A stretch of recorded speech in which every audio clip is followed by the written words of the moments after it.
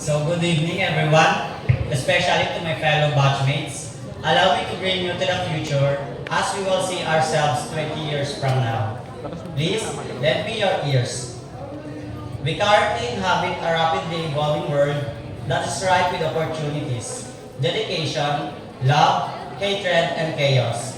Life demands competitions and passion. Can anyone in this world predict what will happen in the next 20 years or so? I can help but wonder what the future of my generation will be like.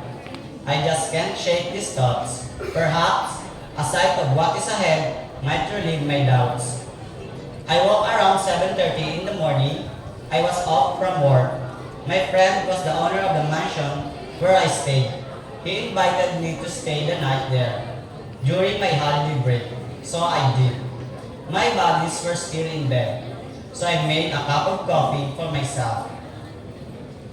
I sat near the extensive living room's sparkling furniture. The coffee bag was produced by a business that one of my classmates owns. He was none other than Mr. Alberto Garzota Jr., who endorsed his product alongside his cousin, Mr. John Darren Garzota. John Darren also supports a variety of additional goods from bench, pen shop, and other manufacturers. In fact, he is the #1 endorser in the Philippines, while Alberto is also a pediatrician by profession. I read the newspaper, and what I discovered surprised me. A large image on the first page drew my attention. A beautiful woman stood there like the goddess of beauty. She was one of my classmates from high school and Miss Universe 2053, Miss Emerald Amado. She is with Mr. Mel Ivan Salvador at the moment. Those who are truly intended to be together always end up together. Mel Ivan is currently in charge of the National Bureau of Investigation, while Mr. John Gabriel Atlaneda, who has been his lifelong partner and best friend, is in charge of the headquarters of the municipality of Mercedes Police Department. I grin whenever I read a news item, since it was written by none other than Miss Taichicos de Selwyn Delphine. She is now a journalist and news writer. I turned the page to the business section. An elegant lady holding a plaque with the President of the Philippines caught my attention. She was none other than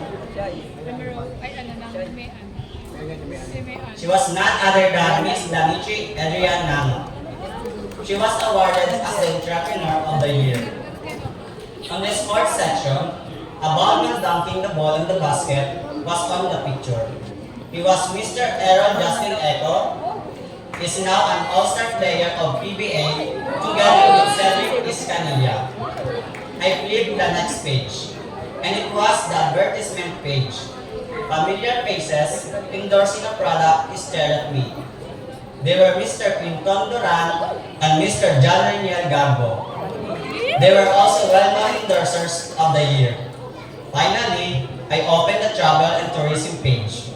What caught my eye was a lady in one of the tourist spots pictures. The lady was none other than Miss Florisa May Palmero. She is now the head of the Department of Tourism.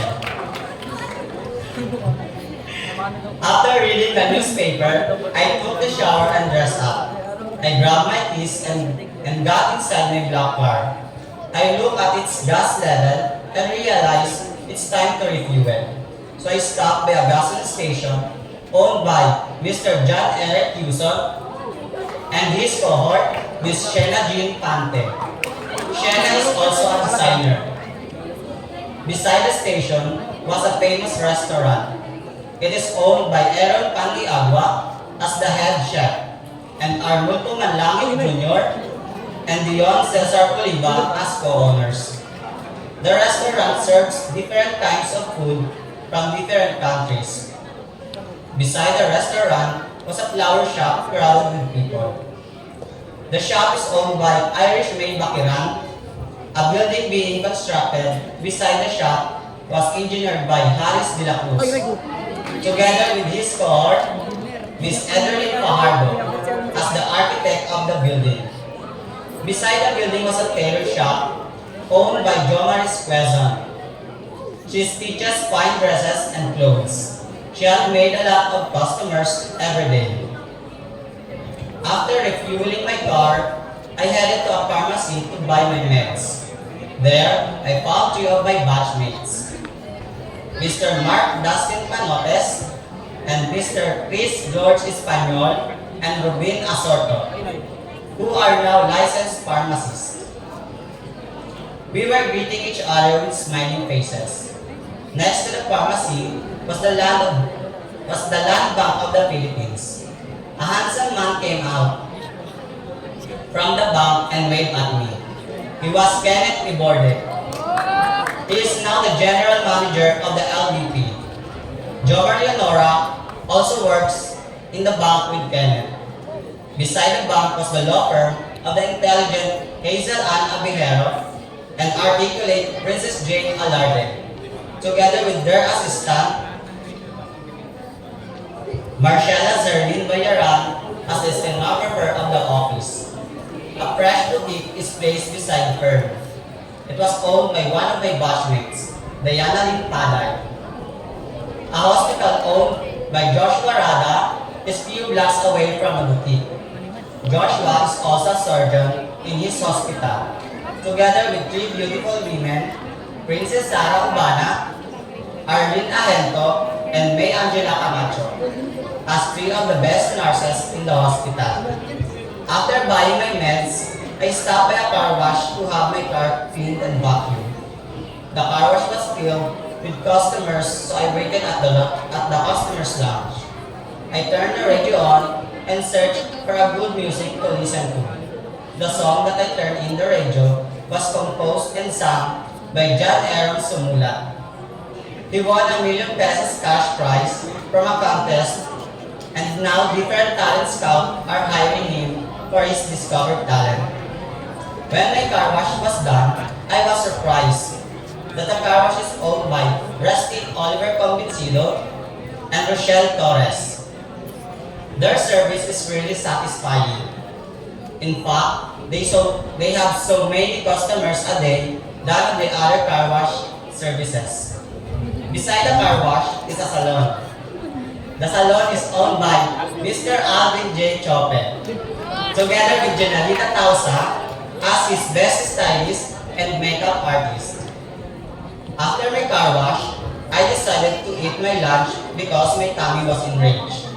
So I looked for a cheap but nice restaurant ahead. So I parked my car there and searched the menu.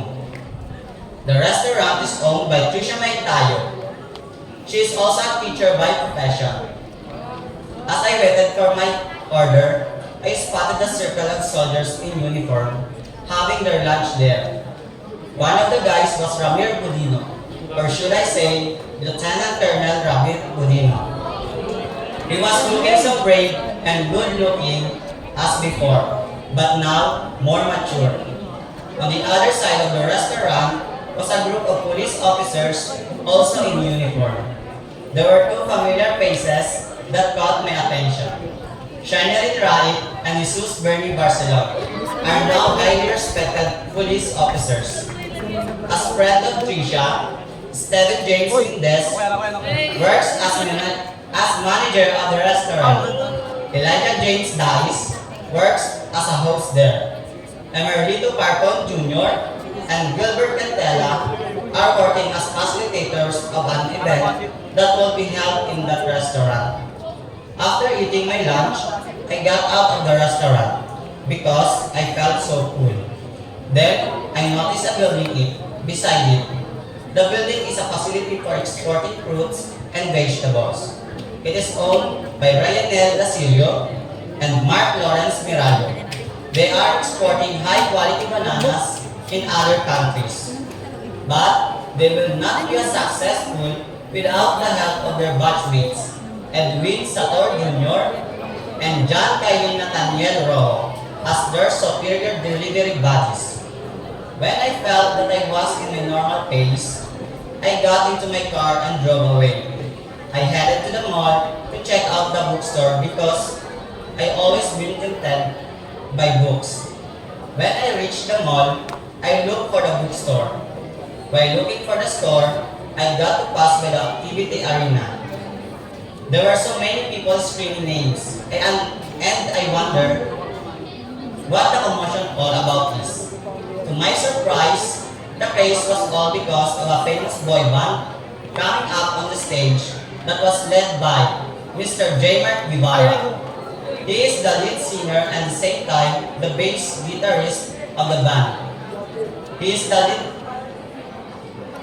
I sat up for a while and listened to the music around me. After the performance, the screams became louder and louder because a gorgeous lady with a charming smile was on the stage. She was none other than Miss Alia Linel Gualberto. She is now one of the best singers in the Philippines. I smiled and felt happiness because they have reached their goals in life. After the performances, I continued looking for the bookstore. Beside the opening of the store was the Ego Helmet store with which the two owners were smiling at me. They were none other than Mr. Romnick Itchaka and Mr. Mark Anthony Cartuan. Then, I entered the bookstore and recognized the manager's face. He was none other than Mr. Mark Vincent Canson. Together with Mark Vincent was Romol Tabios Jr. as his executive assistant. When I found the book I was looking for, I went out of the store and I unexpectedly bumped with an astonishing lady wearing pumps and an elegant dress. The lady was none other than Mary Ann Lobato. She is now a successful businesswoman. Mary Ann is engaged to a businessman. They are really perfect for each other. Oh me, I am a doctor. I have been a CEO and owner of JBT General Hospital for 10 years. And I'm living my dream. What more can I ask for? I'm living with my life with God and I am absolutely happy.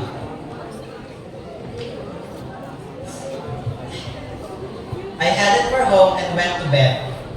I felt so thankful to God for letting me experience the happiness I didn't experience or encountering today. So I prayed before I sleep and slowly closed my eyes. Oh no!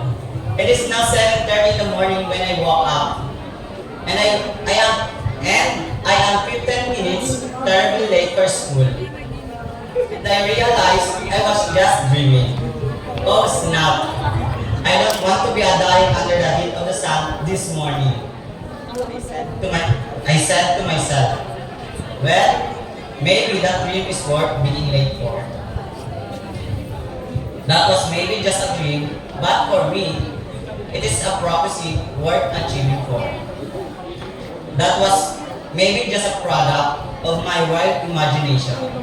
But I tell you all, this is a challenge to all of us. A challenge towards aiming the highest point we could ever reach. Never stop hoping. Never stop dreaming. Libre lang ang mangarap. That's why we need to change our dreams into plans and turn our cans into cans. So in the next 20 years or so, I hope we'll see each other walking on our own sunshine. Dream on, and let's make it all happen, batchmates. Thank you.